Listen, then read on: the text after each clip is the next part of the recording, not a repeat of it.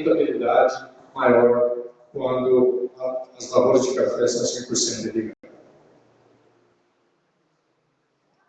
Quero usar ainda aqui o resultado de um outro trabalho que foi feito na região de Araxá, no campo experimental da Capal. Quero parabenizar ainda o Rodrigo, que está aqui, a pessoa, presidente da Capal Câmbio Júnior, pela iniciativa de um campo experimental que nos dê possibilidade de enxergar esses resultados e tantos outros resultados que estão disponíveis lá que a gente pode usar como referência. Nesse campo experimental aqui, eles conseguiram resultado médio de 5 safras.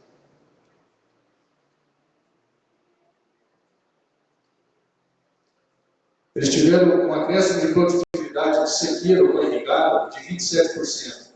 Rentabilidade de 23% de aumento de rentabilidade com terra, taxa de revelação do capital com terra. E principalmente aqui lucro, a gente pode destacar de 40% a mais de lucratividade por hectare, saindo de 2.753 para 4.624.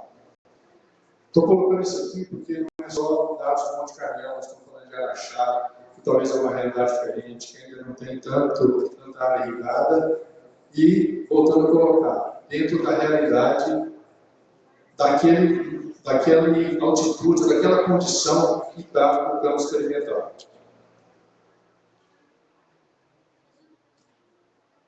Para finalizar, eu queria colocar algumas conclusões. São conclusões pessoais, vocês concordam? Ou discordem em uma coisa pessoal. Eu imagino que as áreas localizadas em altitude menor, ou em torno de 1.000 e poucos metros de altitude, a irrigação ela se mostra obrigatória em todas as idades de lavoura. Em todas as idades nós tivemos resultado, ela tem sempre um ganho de produtividade e rentabilidade. Em altitudes superiores a 1.000 metros, é lógico que cabem maiores avaliações, mas eu acredito ainda que vai ter um benefício da irrigação, principalmente na formação da lavoura, em plantios novos, nas primeiras safras, e principalmente naqueles anos que de repente vem lá um El Niño ou um La Niña, e que a seca se prolongue, e que até mesmo lavouras localizadas em 1.150, 1.200 metros de altitude vão sentir estresse. E ainda, mesmo nessas regiões, o sistema de irrigação pode nos trazer uma otimização quanto à melhoria das outras tecnologias. Quando eu falo outras tecnologias, eu coloquei nutrição, porque nós usamos sempre 50% pelo menos do fertilizante ou do nutriente via fertirrigação. E a gente direciona essa fertirrigação nos meses de menos chuva, ou seja, setembro a novembro e depois fevereiro, abril ou maio. E o restante dos meses poder fazer uma adubação a lanço, uma adubação convencional. Mas eu acredito que essa distribuição melhora em muito o aproveitamento dos fertilizantes e isso gera também um benefício para a nossa lavoura. Queria aproveitar e ressaltar que é importante que nem tudo isso que aconteceu, esses aumentos de rentabilidade, de produtividade, a gente pode destacar como sendo só da irrigação. Mas outras tecnologias que vêm atrás da irrigação. Eu vejo que quando o produtor coloca a irrigação, ele não tem medo de usar aquela tecnologia, seja de um outro produto, seja de uma máquina, enfim. Ele coloca a tecnologia sem muito medo, porque ele sabe que a irrigação serve como um seguro para ele. Ele tem que acreditar nisso. Então ele usa mais tecnologia, a lavoura aumenta o seu potencial e acaba produzindo mais. Mas ele sabe que lá no final, o maior risco dele perder é a falta de chuva, ele tem a irrigação, ele tira esse receio. E aí, em consequência, as produtividades, os resultados vão aparecendo. Outra coisa, ressaltar de novo a questão dos campos experimentais que nós temos no Cerrado. Nós temos um que é muito bom em Araxá, nós temos outro que agora já está trazendo bons resultados para nós. Jaguari. Então, fica aqui uma recomendação dos produtores, dos técnicos, que tirem um tempinho, invistam um tempinho de ir lá analisar. Tem muito produto sendo usado lá, dando bons resultados. A gente pode integrar a tecnologia da irrigação e o resultado aumentar. Isso pode, um pouquinho de cada coisa, uma agregação, né, uma somatória de agregação. Então, chama atenção para isso, porque a gente tem visto que tem feito diferença. Quero destacar ainda o relatório analítico do campo, que é feito anualmente para a nossa região. Ele destaca que o aumento da produtividade com correlação positiva para o aumento da renda líquida. Ou seja, se nós queremos melhorar o resultado ainda mais do nosso grupo, nós temos que fazer ações que aumentem a produtividade. E aumentar a produtividade é o que eu falei anteriormente. Integrar, além da irrigação, outros produtos, outras tecnologias que estão disponíveis, que nós podemos buscar e está muito próximo da gente. Nós podemos investir o tempo e ir buscar. Intensificação do uso das tecnologias, resultados disponíveis em sistemas experimentais, é o que eu acabei de falar. Questão de priorização dos investimentos. Eu ainda acho que o investimento na irrigação, ele é um investimento essencial.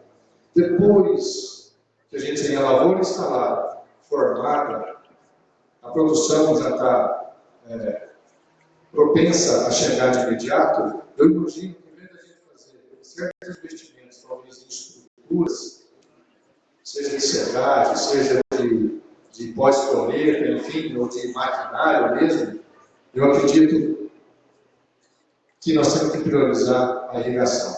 Primeiro, nós temos que garantir a produção.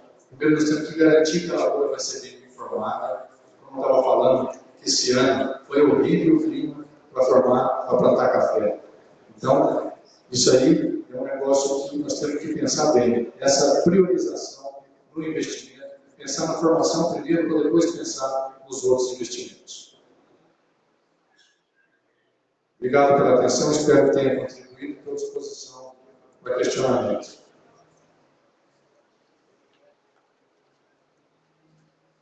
Ok, vou pegar o microfone ali, porque se alguém quiser fazer alguma pergunta, o professor está inteiramente à sua ordem. Se a senhora não cobrasse isso no microfone, vou pegar só o microfone.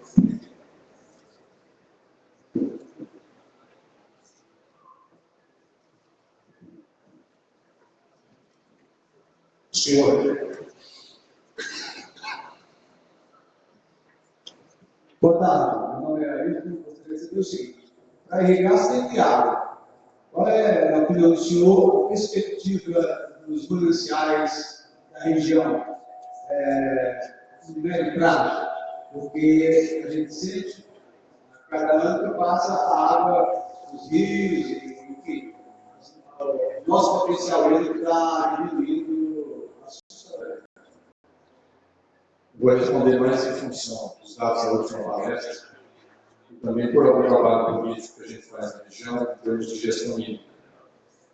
A previsão que o Paulo mostrou é que as chuvas serão menores em volumes e que nós podemos ainda ter que continuar convivendo com os mananciais com menor volume do que a gente tinha visto há 2, 3 anos atrás.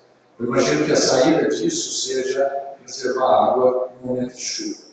Nós temos feito algumas ações políticas, a nível de federação dos agricultores, que é conseguir facilitar que a construção de barramentos no leito do rio seja algo que seja reconhecido pela União, pelo Estado, como barramento de produção de alimento que seja de interesse social, de utilidade pública.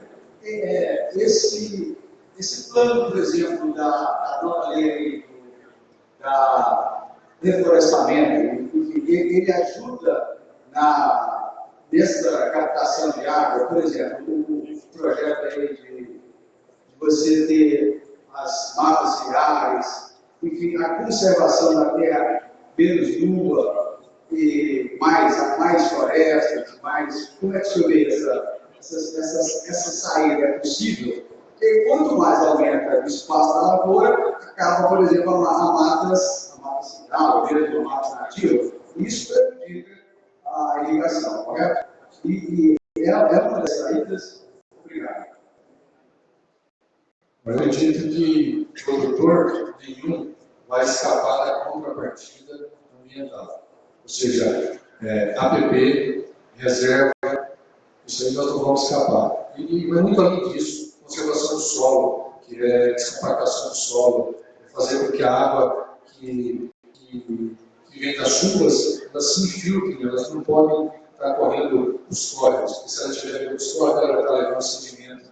Então, na própria lei que nós estamos trabalhando, já está pronta, a minuta, ela já fala que a contrapartida do produtor tem que existir na conservação do solo, das estradas, para não deixar sedimentos irem para assorear esses barramentos que nós tanto queremos fazer. Então, em termos de lei, não tem dúvida que vai sobrar para nós também, não vamos fugir disso. Se a gente quiser ter direito de fazer barramento, vai ter que ter os deveres também. Eu queria só aproveitar e responder o seguinte, que além dos reservatórios que nós estamos querendo fazer nos leitos dos rios, e até que essa lei, essa medida não seja aprovada, nós temos agora a oportunidade, uma medida que está aumentando o uso, que é fazer reservatório artificial fora do leito do rio.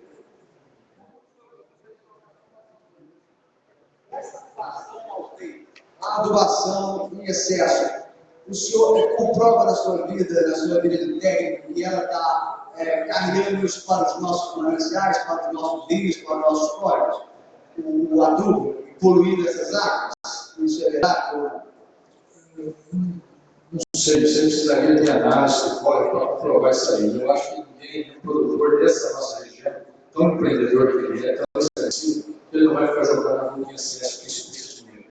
Então, eu não acredito muito nisso. Agora, lógico, nós aumentamos a utilização da erva daninha, da cobertura do solo, para evitar esse tipo de malefício. Alguém mais deseja fazer algum questionamento? Antônio? A Cássio, doutor Sérgio, primeiro, fiquei feliz de ver o trabalho da nossa universidade, da UFPB, do Paranaíba, sendo citado aí. E eu também ajudei, ralei lá para poder pegar os dados. Com relação ao outorga, como é que está a situação? Está muito difícil de conseguir outorga? Como está o processo de liberação? Você falou um assunto dificilmente muito polêmico, porque o outorga não depende do produtor, o outorga depende de um órgão gestor do Estado. O órgão gestor do Estado ele está incapacitado por deficiência de funcionários, de técnicos, de atender a demanda que nós temos aqui. Então, nós tivemos até mais cedo o governador aqui, queria ter a oportunidade de falar para ele, que às vezes ele tem deixado o produtor na ilegalidade por falta de técnicos para fazendo isso. A questão de outorga, ela varia muito de ser difícil ou não de região para região. Se o córrego tem muita concorrência por água, vai ser difícil de ter outorga. Vai depender se tem disponibilidade ou não. Por isso que nós precisamos aumentar a disponibilidade, para ter outorga, precisamos de ter barramento. Então, tudo é uma coisa que está em cadeia. E hoje, a moda, pelos conflitos, pelo uso da água que tem, uma janela já fazem 10 anos, 11 anos, eu sou presidente da Associação dos Usuários das Águas de Monte Carmelo, e uma coisa que a gente faz lá é processo coletivo de outorga, ou seja, é sentar com os produtores, com o técnico, e ver qual que é a disponibilidade que o rio tem, para ver a necessidade que o produtor tem, e tentar traçar um plano em que, quando for utilizado, se for no nível de escassez, como estamos hoje vivenciando, na verdade, a maioria dos córregos de Monte Carmelo hoje, a metade dos produtores de Igapar, a metade de Ainda. Porque nós não podemos deixar, nós temos um compromisso com a vazão mínima no córrego. Tem uma régua lá para ser medida diariamente. E a polícia está acompanhando, a polícia ambiental. Então, nós temos que respeitar aquela vazão mínima.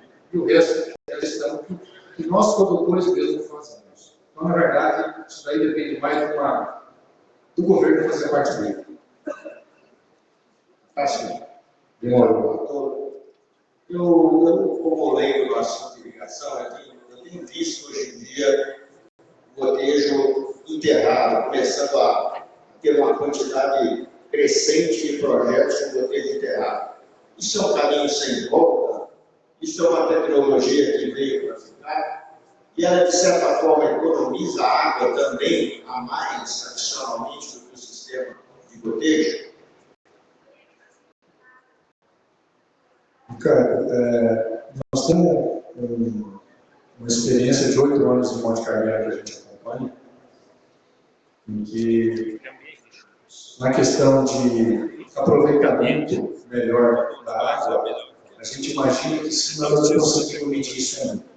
O benefício maior está realmente fundamentado na questão da mecanização, de o dano que a mecanização pode trazer para esse equipamento, para aquele tubo gotejador que fica ali. Seja um dano mecânico, seja um ataque por rato, que não é novidade, por outros, enfim. Então está mais focado nesse benefício. Agora eu acredito que a tendência de aumento de mecanização, principalmente de recolhimento de café, eu imagino que é uma tendência sem volta. Tá? E que hoje a gente já faz a gente já não fala tanto do gotejo enterrado, mas é um gotejo coberto, né? A gente coloca ele numa profundidade em torno de 10 a 12 centímetros, né? Fica muito mais próximo da superfície e até visualmente você consegue acompanhar, né, a questão da formação de bulbo úmido, né, molhamento. Senhora Carlos, boa tarde. Meu nome é Ana Luísa. Uma tabela que eu mostrou comparando a produtividade com o custo de café em sequeiro e café irrigado, eu pude observar que o custo com o controle de pragas e doenças ele foi menor no café irrigado. Isso tem alguma diferença estatística que seja considerável ou a gente não pode afirmar? Não, a diferença estatística até não existe, mas se a gente for analisar com o mesmo custo, não só de controle de praga e doença, mas também de nutrição, e de repente ter um resultado com maior produtividade, com maior rentabilidade, eu acredito que a diferença está aí, não está na diferença do custo dos produtos em si, mas sim no benefício. Aí eu acredito que a irrigação, ela aumenta o quê? Ela melhora a eficiência desses produtos. E outra coisa, voltar naquele sentido seguinte, quando eu tenho irrigação, eu tenho confiança, eu tenho uma coragem de usar produtos que possam, mesmo sendo mais caros inicialmente, mas que entregam o resultado que eu preciso. Porque às vezes é aquela economia que no final vai gerar prejuízo. Porque se eu usar um produto mais barato hoje, que não entrega aquilo que eu preciso, eu vou ter que reentrar aplicando outro produto, eu vou acabar tendo prejuízo de escolha que vai interferir lá na minha produtividade final. Eu acho que isso aí é um contexto, é uma coisa complexa, uma coisa integrada, não tem jeito de ver a coisa separada. Tá? Então é questão de aproveitamento. Eu acredito que a irrigação, ela tem, além do efeito de aproveitamento na lavoura, tem um efeito psicológico e de acreditar mais por parte do produtor e do consultor que tem aquela fazenda. Muito bem, alguém mais? Alguma pergunta? Pois não? Pois não. Meu nome é Jaqueline e a minha dúvida é a seguinte, não foi citado aqui, e eu, como leiga do assunto, eu gostaria de saber se existe uma viabilidade para a irrigação através de infiltração de poços profundos na região. Isso é muito particular da região para região. A gente sabe que existem micro-regiões em alguns municípios que têm uma perspectiva maior de ter água no seu solo. Tá? Então, lá em Monte Carmelo, que a gente conhece mais, é uma região que indo para a extrema do sul, a gente sabe que tem água no subsolo e que as irrigações lá são feitas com água. Então, eu acho que além da reservação de água, você citou interessante. Existe hoje a possibilidade de fazer algumas sondagens um pouco mais confiáveis, de repente ia sair. Perfuração de poços, né, lógico, também, primeiramente, se faz uma consulta, né, ao órgão gestor do Estado, ele vai autorizar, se não interfere em outras captações que tem ali próximo, e aí você, através de uma sondagem, né, às vezes uma perspectiva, até histórico na região, de outros que já perfuraram, mas é uma outra fonte de água interessante que nós precisamos dar. Muito bem, nós continuamos com o tema, então é mais tranquilo, né, professor? Porque a gente dá a oportunidade a todos de fazerem os seus questionamentos. Estamos livres para alguma pergunta mais. Alguém mais? Ok. Muito obrigado. E nós parabenizamos o professor, dizendo que não é professor, mas nós encaramos assim, a Cássio José Ferreira. O Marcelo, presidente da AGAPA, terá a oportunidade de também me enviar aqui um brinde através do nosso querido presidente do Sindicato Rural de Patrocínio, Juninho, vem aí para lhe entregar uma lembrança da AGAPA aqui em cima, aqui em cima de para efeito de fotografia. Ai, Deus. Tá bom.